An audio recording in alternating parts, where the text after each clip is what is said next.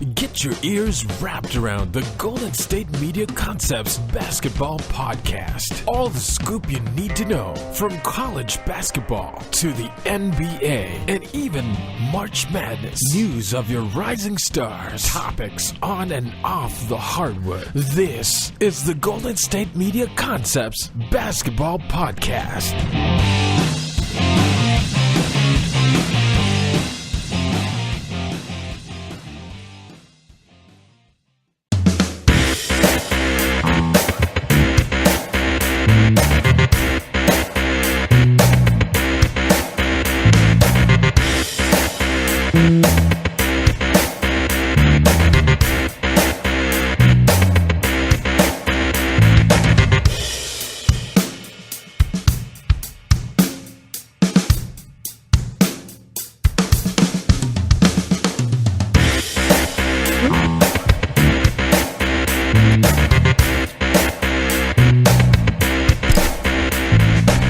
Thank you for listening to the GSMC Basketball Podcast, where we discuss all the news in the world of basketball, of course. That's what we do here. My name is Ben. I'm Pauline. Back here on a Monday. Pauline is back after missing out last week. I know. Feeling depressed without my Monday buddy here. Oh, I miss you. But that's okay, because you are back today.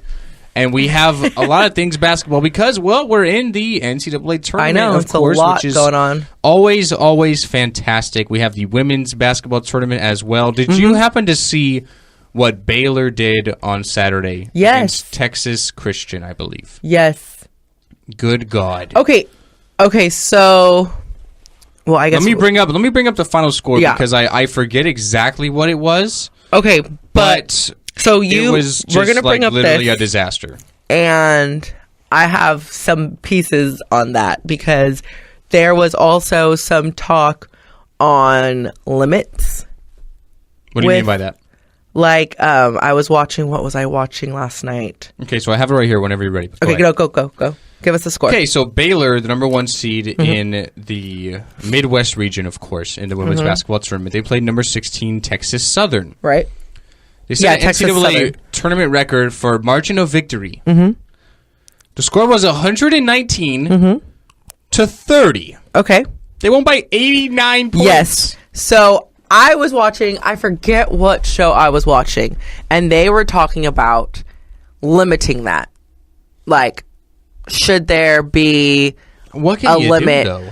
Well, first of all, I felt a little bit annoyed because they were discussing this game, and I was like, are you saying that because it's women's basketball that there needs to be a limit on, like, basically, and I'm like, is this Parks and Rec where after you're up by 20 in the fourth quarter, they just cut the scoreboard off? I'm like, and then, like, you know, like that mercy rule thing that they have when you're growing up playing Parks and Rec and probably, I don't know, like fifth graders. But I'm like, I was a little bit perturbed when I saw that because I was like, well, are they going to limit LeBron James on how much he can win by? Or are they just saying this for women's college basketball? Now, granted, in women's college basketball, you're either fantastic or you're not. Exactly. So there's no middle. There's never really going to ever be an upset. Exactly. Like you might see a few, and through the women's basketball tournament, you've had some. But sure, but but it's when not. When you get to the Final Four, we kind of already know who's going to be. There's no lower than a 3 seed. Yes. Ever. Yes. You know what I mean? So I get that. I get it. You could never win over 100 games in a row like UConn are doing in men's. Just right. Never. No, right. So exactly. And, we can say that. That's fine. But it's like limiting how much you can win by and limiting, so are you saying that they have to play the bench now? No, this is college basketball. These girls have been playing basketball long enough at this point. And when you're going up against Baylor that you're probably going to get taught the game of basketball if you're a 16 seed or anything lower than Baylor. So I get that, but I'm like, that just really irked me because I was just thinking to myself, are they ever going to limit men's basketball? And is this a conversation that they're just having because it is such a big margin? Yeah, and it does suck to lose by a lot, but it sucks to lose by 1. It sucks to lose by 3. It sucks to lose by 14 when you are up by 7 with 4 minutes left to go. So it's like it happens. They're grown girls. They're still getting their college tuition paid. They're fine. Like, I don't know why you would ever consider limiting. Let me give you some stats on this, okay? So Texas Southern shot 8 of 58 for 13.8%. Baylor shot 48 of 76 for 62%. So it's like if you're just shooting bad percentage-wise, then yeah. I'm sure it's bad percentage and defense mixed in there. But, well, yeah. So Baylor's top performer was Beatrice Mompremier. She had 22 points and 11 rebounds. Texas Southern as a team had 30 points. Right. So she almost outscored them. They only outscored them. The whole team outscored Beatrice Mompremier by 8. Right. 119-30. At halftime, it was 61-13. Right. At the end of the first quarter, because they do quarters for the women's and halves for the men, it was 34-5. So they were up by 29 after 1. So the game was already over. Right. 10 minutes into the game. So, I mean, you know what I mean? It's like, I mean, even UConn, number 1 overall, did not win like that on their first round matchup. The score for UConn was 116-55 over Albany. So don't get me wrong, they won by 61, but it wasn't 89. You know what I mean? It wasn't like holy crap. Like you could have literally had pretty, 2 other pretty games. bad there, but that just limiting like conversation said, just really irked good me. teams and you have really, really bad teams, but you can't do anything about. Yeah, it's like that's just how it is. Baylor's literally third string was like better than Texas Southern starters. Right. I mean, no, and it happens that way, you know. It happens. So, anyways, that's your women's update for today. But my little women's rant. Closer, we'll of course, because I mean, although UConn are dominant, they did defeat all other number 1 seeds this season in the regular season, beat them all by 11, ironically as well. But that doesn't mean they're untouchable. There's still a chance. Sure. They'll get to the Final Four, but come Final Four, they could ultimately get pinched by someone else. So we'll, of course, monitor that and see how it goes. But we'll talk a lot about the NCAA men's tournament right now. Right. Great weekend. Yesterday was fabulous. A lot of fun. The men's tournament, some upsets, some good last-minute games there. So we'll kind of just preview some of these games here, look at these Sweet 16 matchups, and talk about how those teams kind of got there. So in the East region, it's ultimately really, really wide open because number 1 and number 2 seeds both lost this weekend. Number 1 Villanova dropping to number 8 Wisconsin 65-62. Nigel Hayes scores the game-winning basket. I like Nigel Hayes. Love him. Senior. He's played all 4 years there. Yep, good for him, Nigel. Fabulous. For you, and then Nigel. you have number 2 Duke behind a monstrous second half by South Carolina yesterday. A 61-point second half. They're on fire. They shot the lights out. They defeat number 2 Duke 88-81. So you look at the East region now. You have number 8 Wisconsin. They'll take on number 4 Florida after Florida absolutely pounced all over or chomped them, whatever pun you want to give me with the Gators. They absolutely killed Virginia, who was number 5, 65-39. And they were up 40-17 at one point. They killed them. And then you have number 3 Baylor, who escaped a little bit of an upset scare against number 11 USC after USC killed SMU. Yeah, USC was on a roll. 66-65. They killed my bracket because I had SMU going to the Elite 8. I had them beating Duke. So they kind of killed me there by losing in the round of 64. But we've had someone from the play-in game every single year now since it started in 2011 win a game in the round of 64. So it's kind of like I should have saw it coming. History will tell me that you have to advance one of these winners of the play-in games in the second round. But ultimately, I did not do that. I had SMU, but they lost. So now you have the East region. You have the 2 matchups being number 8 Wisconsin, number 4 Florida, and number 3 Baylor, and number 7 South Carolina. So the East is really, really wide open. I like Wisconsin. I like their experience, their leadership. Wisconsin. We mentioned Nigel Hayes.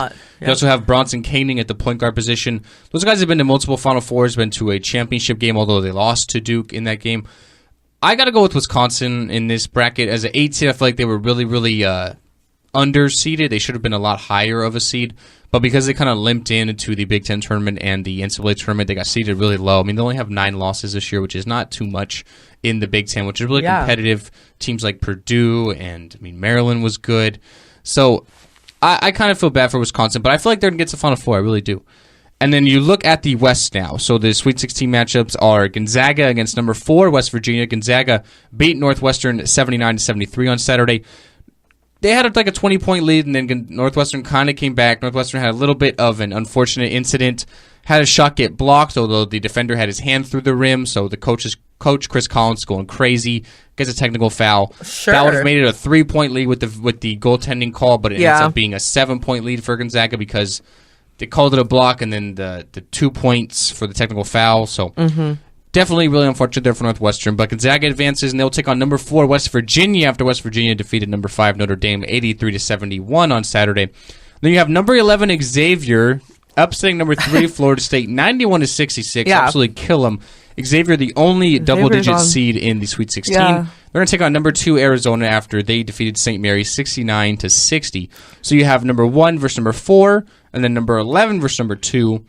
I'm taking West Virginia. If Xavier tops Arizona, I think they're going all the. Well, I don't want to jump too far. They're messing up everyone's everything. They already have. I have Arizona in the Final Four, and I don't think you'll be able to tell Xavier anything if they beat Arizona. Well, I feel like Xavier were definitely a lot better than a number 11 seed. They were ranked for most of the year, kind of fell at the end. Pull off the upset against Maryland. I was not a big believer in number 3 Florida State. I had Maryland beating them in this game, so I didn't have them advancing to the Sweet 16 either. Although I was wrong ultimately because Xavier defeated Maryland. So I'm going to take West Virginia over Gonzaga. I love West Virginia's experience, good coaching by Bob Huggins as well. And I'm going to take Arizona to defeat Xavier and Arizona to defeat West Virginia. So Arizona. Yeah, definitely. I'm with you. And then on the Midwest, we have number 1 Kansas after they defeated number 9 Michigan State yesterday, 90-70. Although it was a lot closer of a game, they kind of pulled away late.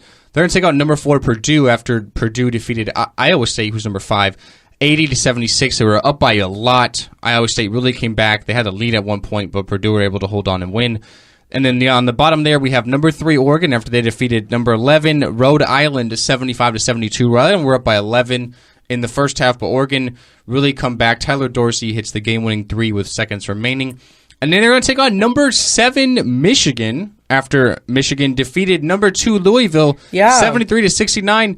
I really feel good about myself, Pauline, because I am riding that Michigan hype train all the way to the Elite 8. I filled out my bracket a week ago today, so I always do it pretty much right away. And I was a big believer in Michigan, and I was like, please, Wolverines, like, do not let me down. I have been going all the way, like, a pretty decent way here in the tournament. Don't let me down here. And they didn't. I feel good about myself. Little pat on the back for myself. Right. And they'll take on number 3 Oregon, which I even have Michigan defeating Oregon. So Oregon definitely a good team. Without Chris Boucher, it's going to be a little tough inside, though. And then you have Kansas against Purdue. Kansas is my champion, so of course I'm taking Kansas all the way. And then on the South, we have all chalk. We have UNC, number 1 seed, taking on number 4 Butler. And then number 3, UCLA taking on number 2 Kentucky. Ought to be a great matchup there. Yep. Kentucky defeated number 10 Wichita State 65-62 yesterday. Wichita State, I feel really bad for them because they were 30-4 coming into this whole thing. There's no reason they should have been a 10. They should have been 30-4 is, I could have seen them as a 6 seed. I mean, a 7, technically a 7-10 is practically the same because the winner of that game takes on the number 2 seed, which was Kentucky. So then you have number 3 UCLA defeating Cincinnati 79-67 yesterday. Great second half by Lonzo Ball and company. Number 4 Butler defeated number 12 Middle Tennessee State 74-65. And then North Carolina, they're up by as much as 17 against Arkansas. Arkansas came back, had a lead at one point late in the second half, but UNC ended on a 12-0 run to win 72-65. So, as I mentioned, you have North Carolina, Butler, UCLA, and Kentucky. On Friday, UCLA and Kentucky is going to be absolutely fantastic. That's going to be a lot of fun. Cannot wait to see that one. We're going to take our first break of the show. After the break, we're going to talk about news, or games, I should say, in the NBA from yesterday, as well as preview some tonight here at the GSMC Basketball Podcast. Tired of searching the vast jungle of podcasts? Now listen close and hear this out. There's a podcast network that covers just about everything that you've been searching. Hey! The Golden State Media Concepts Podcast Network is here. Nothing less than a podcast bliss with endless hours of podcast coverage. From news, sports, music, fashion, cooking, entertainment, fantasy, football, and so much more. So stop lurking around and go straight out to the Golden State Media Concepts Podcast Network. Guaranteed to fill that podcast itch. Whatever it may be. Visit us at www.gsmcpodcast.com. Follow us on Facebook and Twitter, and download us on iTunes, SoundCloud, and Google Play.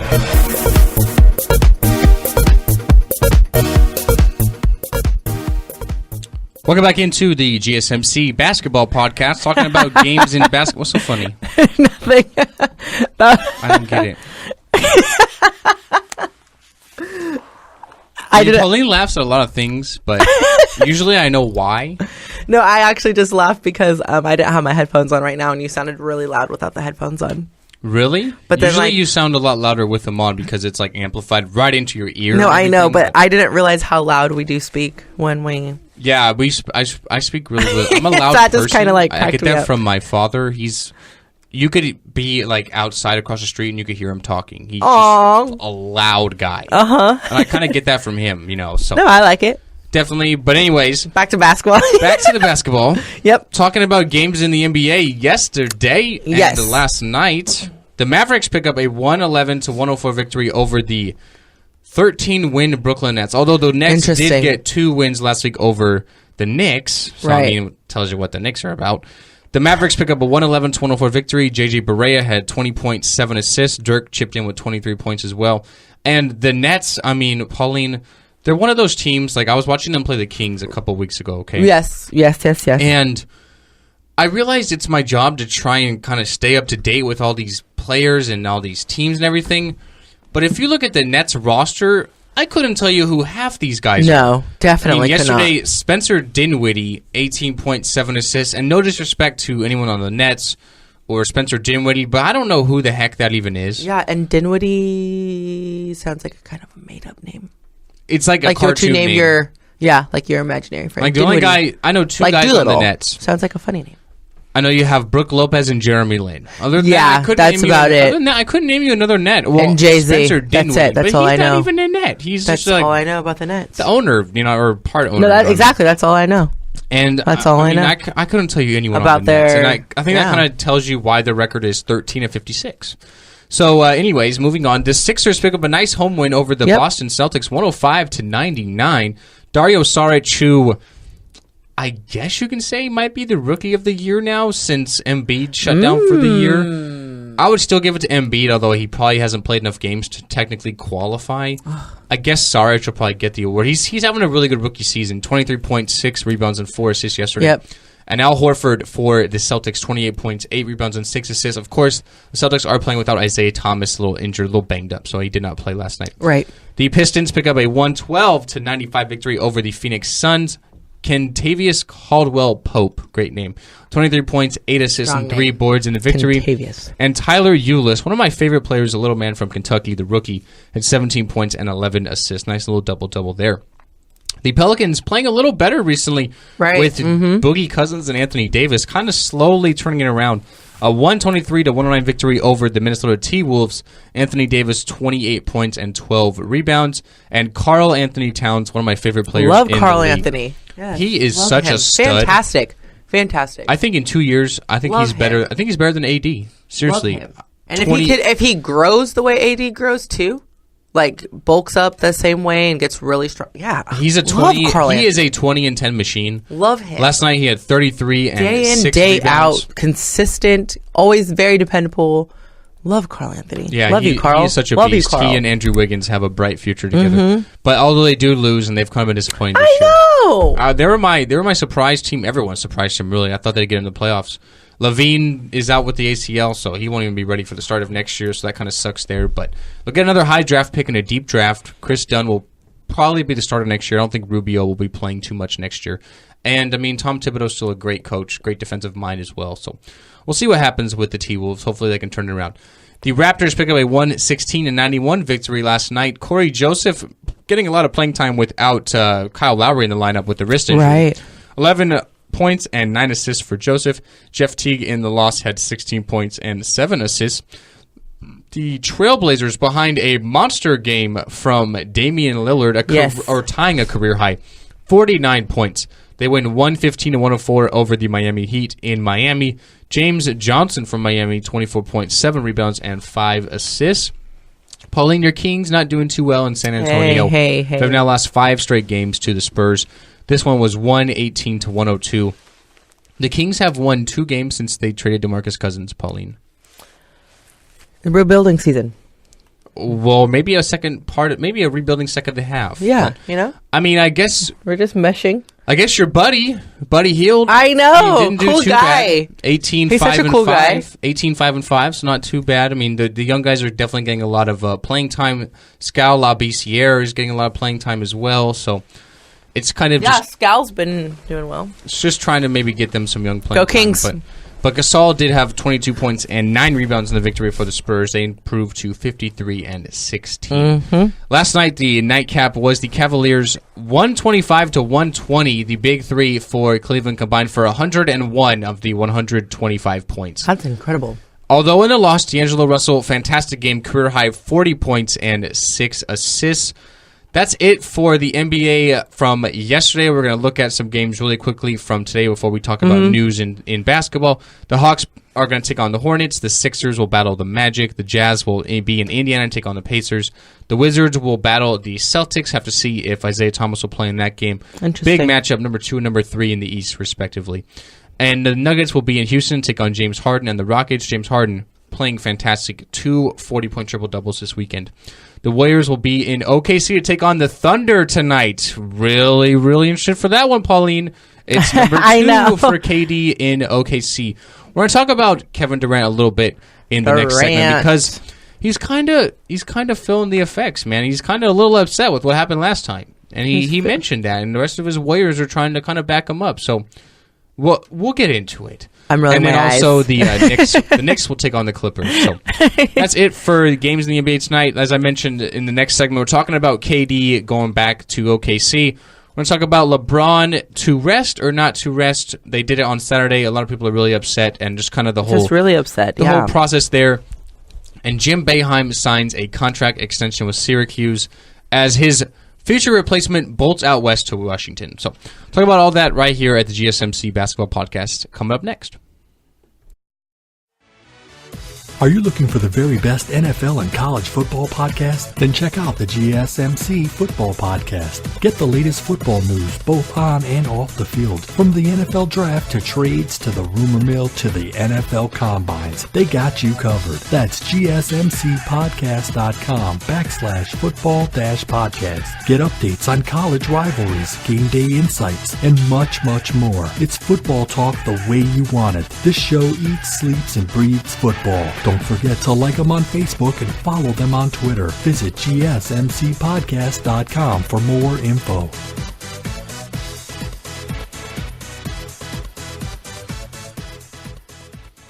This is the Golden State Media Concepts Basketball Podcast. Really quickly, talking news in the world of basketball before we peace out for a 24-hour break. Deuce. All right, so let's talk a little bit about the Warriors. Tonight they are in OKC to take on the Thunder. I'll take the Warriors. Pauline, I don't know about you. Warriors? I'll take the Warriors to win. Okay, then I'll take Russell Westbrook. Triple-double or no? Yes. Okay, triple-double, but low triple-double. Like, So, we're thinking 20, 10, and 10, or? 20, maybe even 20. Yeah, I'm gonna say 20, 10, and 11. I'll give him one more extra. This game's not going to mean nearly as much because KD's not playing, of course. Still, right. Which kind of sucks, but 22. He's going to be there. I give Russell Westbrook 22 points. So I'm sure people will probably heckle him more. I was going to say he's going to get it even worse. He's not going to be in the game to sort of cancel it out. He's going to be there and people will be like, Kevin, you're a cupcake. He's going to really hear it. You're a cupcake, you're a traitor, or you're a snake. He has to wear, noise canceling headphones. He's probably going to need them because, they're going to heckle him to crap tonight. And somebody's going to get kicked out, you think? Crazy fan? No? I love the drama. I'm going to say no. I want somebody to be like, you suck. I want someone like Charles Oakley status. Shoving the security on the way out you suck. You betrayed us, Kevin. That's not going to happen. But anyways, he'll, of course, visit the arena tonight just as a spectator because he's still battling with the knee injury, the hyperextension. Right. Got a couple of weeks until we find out what's the sort of update on KD, but he'll still be there in the rest of the Warriors. And basically, the Warriors organization was really, really furious at how Durant was treated last time in the first game coming back to OKC on February 11th. So sources say the Warriors were on the mindset that someone from ownership or management should have addressed the media on Durant's behalf to ease the tension upon his return. The feeling is that Durant should have been acknowledged or thanked in a news conference for his time and 9 years of excellence in OKC. Don't get me started on this, please. Wait, what? I'll let you go ahead first. Are they kidding me? Thanked and honored. Thank you for coming back. It's not like he retired there. This is his first exactly. year back. It's not like he had a season-ending injury that forced him into retirement, and now this is the first time he's come back since having surgery or something like that. He, as far as they're concerned, he betrayed them. And why would somebody in management, front office, media, whatever, say anything but what they said and what they wrote and what they discussed? Like, are you kidding me? Kevin Durant, excuse me. Kevin Durant seems like a great guy. Seems cool. I'm sure if I ever met him, I think he's a great guy.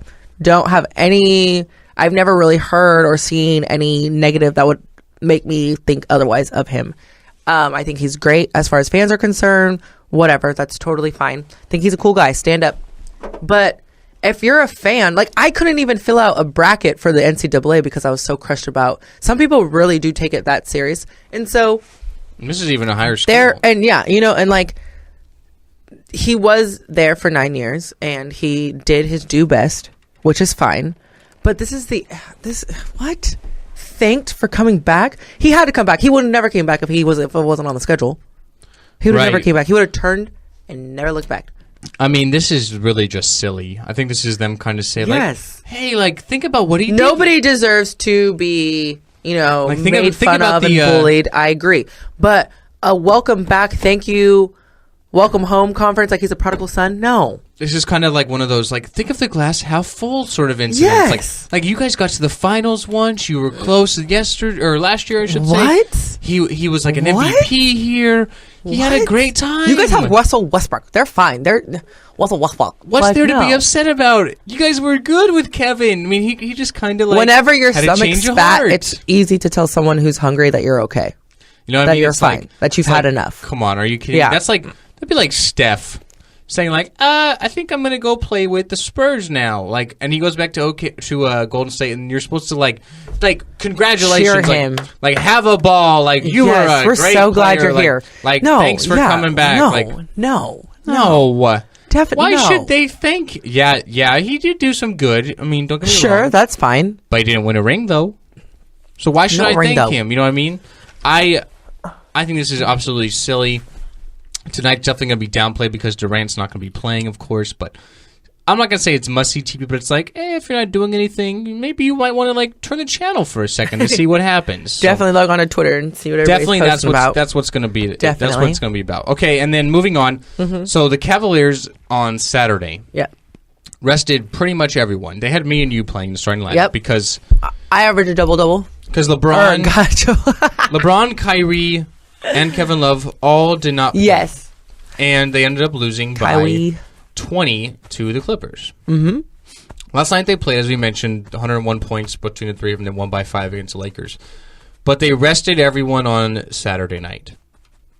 LeBron, after the game yesterday, was talked and was, I guess, questioned by the media, about the whole idea of resting players and that whole mindset and everything. And he goes, yeah, it sucks for the fans. It's a long season. It's all about winning a championship, not winning a single game.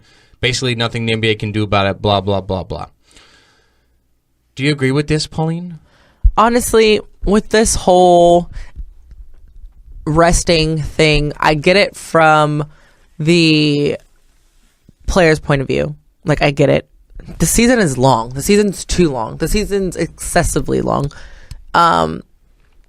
And so I think that's going to be kind of the new norm, slowly but surely, resting players and things like that. But I feel the other side of it is also, it does stink when you are a fan and you're going to watch a game and you're expecting to see the, star players of the team play. Now, if they're injured or whatever, that's different.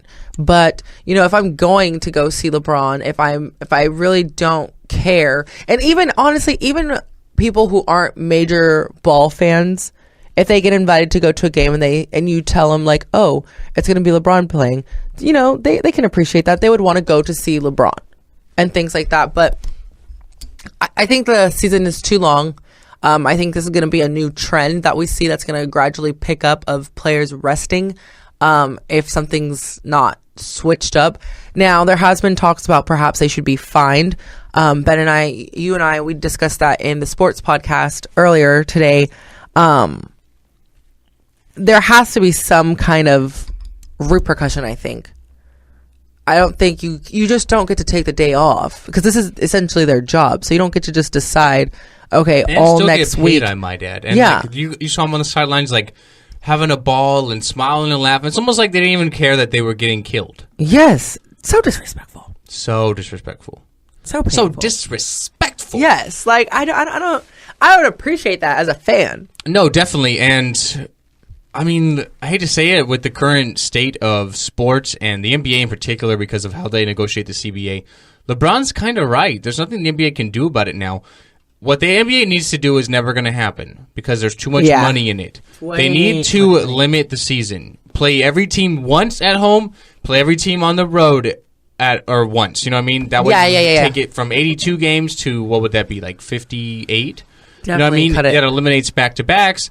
That eliminates 4 and 5 nights, gives players more rest, gets them ready. Yeah, because with the road trips too, exactly. Like it takes a toll on your. When the Spurs go on that rodeo road trip for 2 weeks in a row, it's like, geez, it's like I kind of just want to go home. Traveling, you just want to go home, and just traveling in general sometimes stinks, especially when you travel for a vacation. Like, I like to take a day off.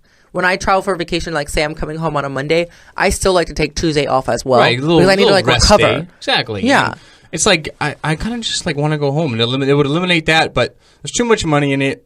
Way too much money in it.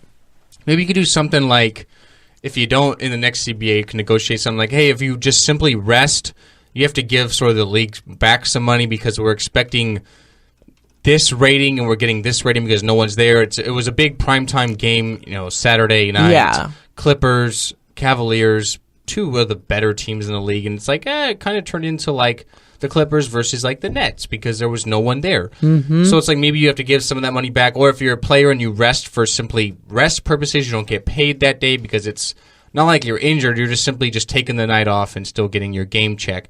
But all this is never going to change because, well, there's too much money involved. Or limit how many games of rest you can have. That's a good idea as well. Maybe you get or like a 3 time rest limit, days. like before this point in the season, before playoffs, or only during this time before playoffs. You can take these rest breaks. Right, because the same thing happens in baseball. There's too many games. There's in basketball and baseball. There's just so many meaningless games. Right. The NFL, you only have 16 of them. All of them count.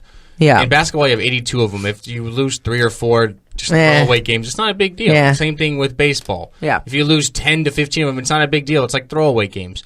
So there's too many games. That's the problem, but it's not going to change, and it's upsetting and sucks for the fans because they're the ultimate losers because they're the ones doling out or a couple $100 to go see LeBron and Kyrie, and they end up seeing Kyle Korver and Tristan Thompson. So it kind of sucks for them. And then real quick before we end the show, Syracuse have extended legendary Hall of Fame coach Jim Boeheim to a contract extension, of course, that will run longer than the 2017-2018 campaign. This comes literally hours after the approved coach in waiting, Mike Hopkins, was like, you know what? I'm tired of waiting for Boeheim to finally hang it up. I'm going to take my talents and go out to Washington. Of course, Washington fired Lorenzo Romar this past week. So he's like, you know what? I'm tired of waiting because Boeheim is simply not going to step down. And then it's like, Mike, you left? Well, okay, Jim, here's a contract extension. You want to just sign there? Because it's like Syracuse was like, Boeheim's right. Hopkins is like, this guy's never going to leave. I'm just going to... Because, of course, Syracuse had mentioned that after all their, sort of implications got put down on Syracuse for all those violations they had, that, okay, Boeheim's done after the 2017-2018 season. And then he's like, behind the scenes, you really think I'm going to just hang it up like that? Mm-hmm. And then he tells Hopkins, I'm not going anywhere. You guys think you could do this to me? It's like, Mike, you might want to just kind of go somewhere else. I'm not leaving. I'm not saying you should take that other opportunity, but you should take that other opportunity. Right. And that's basically what happened. And now Jim Boeheim has a contract extension because of it. And Mike Hopkins has a job at Washington. So it's the best of both worlds. Yeah, everybody's happy. So that's going to end the show for today, guys. Thanks again for listening. My name is Ben. And I'm Pauline. We are signing off here at the GSMC Basketball Podcast. Pauline will be back tomorrow. I'll be here on Wednesday. Have a good day, and we'll see you next time. You've been listening to the Golden State Media Concepts Basketball Podcast, part of the Golden State Media Concepts Podcast Network. You can find this show and others like it at www.GSMC.com. GSMCpodcast.com. Download our podcast on iTunes, Stitcher, SoundCloud, and Google Play. Just type in GSMC to find all the shows from the Golden State Media Concepts Podcast Network. From movies to music, from sports to entertainment, and even weird news. You can also follow us on Twitter and on Facebook. Thank you, and we hope you have enjoyed today's program.